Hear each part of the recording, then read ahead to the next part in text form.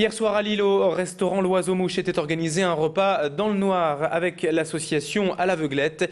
40 invités se sont ainsi installés à table, entourés de 12 guides aveugles ou déficients visuels, et la lumière a ensuite disparu. Une manière de rétablir le contact entre valides et handicapés et de se confronter aux difficultés de ne pas voir dans un moment aussi simple et habituel que le repas. Aussi privés de leur sens, les voyants ont dû demander de l'aide à leur guide aveugle, et pour une fois, et surtout pour éviter de s'en mettre partout, ce sont les handicapés qui ont donné la main aux valides. Une inversion des rôles et surtout un dialogue entre ces deux mondes qui ne se côtoient que très peu dans la vie quotidienne.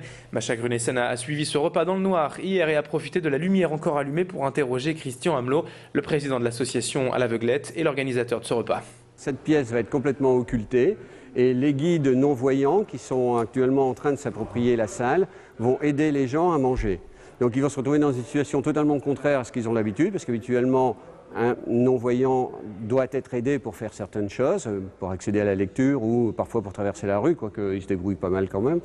Mais là, ils vont être dans une situation complètement contraire. C'est les gens qui sont dits valides qui vont se trouver en situation de handicap parce qu'ils ne vont pas voir du tout ce qui va se passer.